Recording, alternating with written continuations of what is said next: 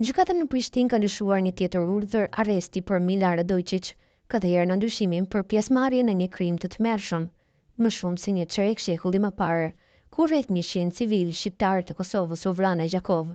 Trupat e tyre u gjetën të varrosur në bazën e policisë në Batajnic. Përveç Radojčić, dyshohen edhe 19 persona të tjera antar të formacioneve të armatosura nën kontrollin e Beogradit. Çfarë do të thotë ky urdhër yri arresti për Serbinë dhe çfarë do të thotë për regjimin e Aleksandar Vučićit, i cili deri më tani ka qenë nën kujdestar i kujdesshëm i biznesmenit kontrovers nga Kosova, shpjegon avokati Ivan Ninić. Sipas avokatit Ivan Ninić, rasti Milan Radojčić është lënë në plan të dytë nga publiku vendas për shkak të ngjarjeve aktuale dhe protestave të udhëhequra nga studentët. Megjithatë, edhe nëse publiku vendas e hoqi nga mendja, bashkësia ndërkombëtare sigurisht që nuk e harroi. Ata do ta sillin përsëri Milan Radojčić në qendër të vëmendjes, por presidenti Aleksandar Vučić ka thënë vazhdimisht se gjyqësori serb do ta zgjidhë rastin Banjska. Por që nga dita kur Radojčić u mori në pyetje deri më sot, nuk ka ndodhur asgjë. Tani Radojčić është përsëri tema kryesore e mediave të Prishtinës dhe autoriteteve të Kosovës dhe kjo është një formë presioni ndaj Serbisë, shpjegon Ninić, shkrua Nova. Kundër Radojčić po zhvillohen procedurat në Kosovë. Prona e tij është sekuestruar, janë lëshuar urdhër arreste dhe janë ngritur akt akuza.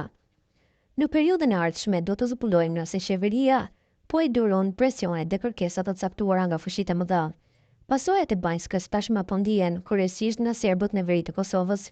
Shteti i Serbisë është zhveshur dhe rreth 60 institucione janë pastruar nga veriu.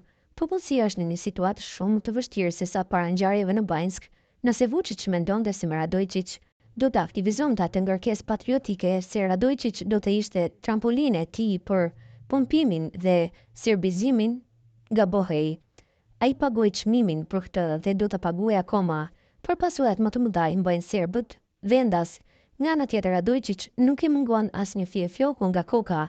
Ai është në mbrojtjen e shtetit dhe shërbimit, dhe kompania e tij dhe projektet e ndërtimit po ecin pa problem, madje edhe në Dedinj.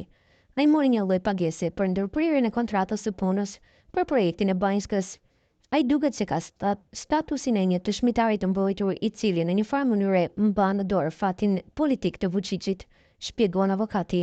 Sipas tij, çdo vend ka kriminalët e vet, por regjimi i Aleksandar Vučić i kaloi të gjithë kufijt duke mbrojtur Milan Radojčić.